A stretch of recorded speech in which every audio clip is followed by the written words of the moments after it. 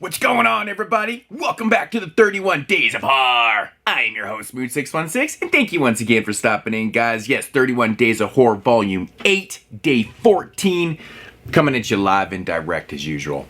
Alright, so we're going to take it back to 2001 with a shot-on-video film released by Saturn's Core. If you know anything about Saturn's Core, they're a company that basically specializes in releasing 80s and 90s kind of lost shot-on-video films and stuff like that. In fact, they've actually brought a lot of really kind of obscure shot-on-video films to fruition.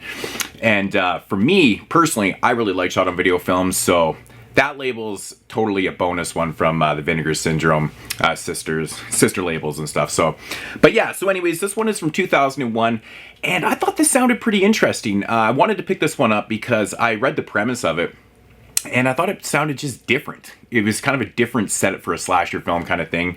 And yeah, from 2001, and it is a film called Night Chills. And pretty cool slipcover right there. And of course, I think this might be more of the original artwork and stuff.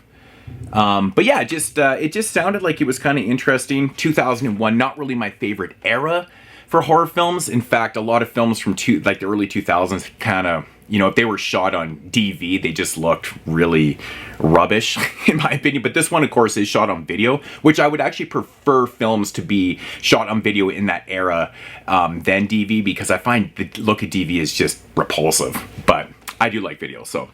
But anyways, Night Chills, quick little synopsis on this one. Basically, this one follows their main character, John. And John is basically he's kind of an outcast. He's kind of a loner. And so anyways, he goes to, he spends his free time playing these RPG games. One of his former school teachers hosts like an RPG game night at his house, I guess probably whenever, a couple times a week or whatever. So all these former students and stuff, they get together and they play this RPG game called Pandemonium. Anyways, John is really into the fantasy elements of these RPG games and stuff, and he kind of has his ins and outs with some of the other people at the table and stuff. He takes it way too serious and things like that. Anyways, one thing leads to another, and something actually happens to John. I guess I kind of have to say this, but John ends up dying in the film. Anyways, he feels that he kind of needs to get a little bit of revenge on the people that may have done him wrong and stuff like that. And of course, this one basically turns into a slasher film. So, my thoughts on Night Chills. Now, I think this is actually a pretty cool premise for a slasher film. So, like I said, it follows a group of people that are all into RPG gameplay and stuff like that. The first 40 minutes of the film basically is introducing all these characters, getting to know John a little bit, and, the ins and outs of all these characters and things like that. And it's pretty slow going. Like I said, the first 40 minutes is pretty much them playing the game. And, you don't really, it's obvious, I'm assuming it's like a made-up game. So you don't really know what's going on. It's just more about the dialogue. It's kind of a slug to get through and stuff. But then when, John comes back from basically the dead to exact his revenge and stuff like that, it turns into a slash film. Turns pretty cool. I like the premise of the movie, though. I like how it blurs the lines between reality and fantasy, and it's showcasing, like, the commentary in the film is, it's kind of showcasing what happens when you let fantasy take over your reality. And that's exactly what is in the case of John right here. John took, his fantasy role in the RPG game so serious that he actually came back after his accident to exact revenge and stuff like that, because he needed to finish his mission, kind of, so to say. But yeah, I like the commentary. I like the setup for the film. I think it's actually pretty interesting. Like, me personally, I wasn't ever an RPG gamer. In fact, I just played, normal video games growing up and stuff like that. Like, I knew about Dungeons and Dragons and later on, like, Warcraft and stuff like that.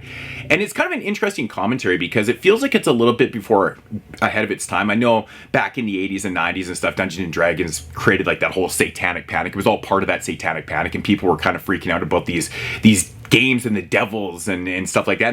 And they do actually, they incorporate that whole aspect of, like, how the teacher is kind of the devil, and he turned John into what he was playing these games and stuff like that. So they put that whole commentary into the film, which I think is actually pretty cool.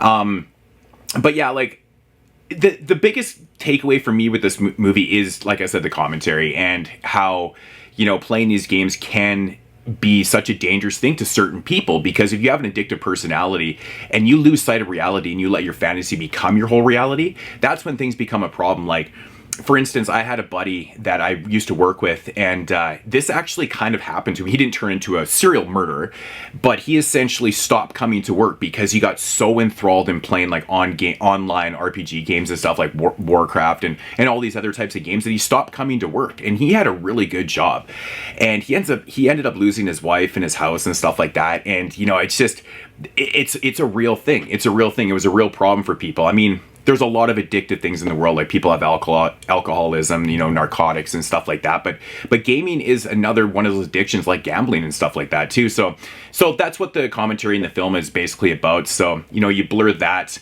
with making a slasher film. I think it's a pretty cool premise. The overall product itself is okay. It's an okay film. Now, for a shot on video film, you know what you're getting. You're getting some low budget filmmaking. It's going to look like video, but I will say the actual technical look of the film actually doesn't look that bad. It's shot pretty well. It's edited pretty well. It actually like decently looks good. It's not even in 4:3. It's actually in widescreen. I think it's in what is the aspect ratio? It's 1:3:1 on this, and it actually looks pretty fucking good. I was pretty impressed with it. But you know, the overall specs of the film, it's very well made. It's very well made. It's actually directed by a female named Catherine Hicks, which kind of shocked me that she was doing a film about RPG game and slasher filmmaking. I thought that was pretty interesting, but you know, the acting, it's hit and miss at times. I think most of it's actually pretty strong. There's one or two characters that aren't the greatest, but again, I don't really like to focus on those type of things when I'm talking about indie and low budget filmmaking, especially shot on video, because it's kind of irrelevant to me, because, you know, all this type of stuff is done by mostly amateur filmmakers and stuff, and I think it's actually her only directed film that she has credit for. So but overall product, it's actually not that bad. As for the kills, now the killer looks pretty cool. He does look like this. He's dressed up like a knight because he's on a mission to finish his quest, you know, kind of thing. And he's stomping around the grounds on a horse, and he's fucking hacking up people with the big sword and shit like that. It's actually kind of cool. As for the blood and gore and effects and stuff like that, there's no real gore, which is kind of a shame actually, because the weapon's pretty cool. There's a little bit of blood.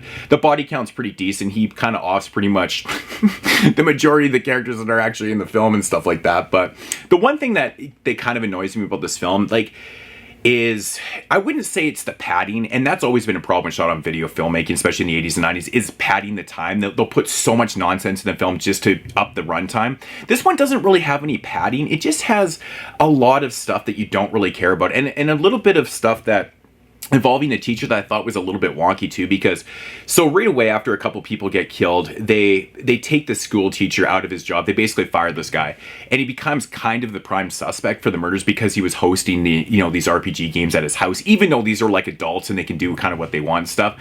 But he loses his job, and it focuses a lot on, you know, putting the blame on him and for what he caused and stuff like that. And I'm just like, fuck, just get to the kills and stuff like that.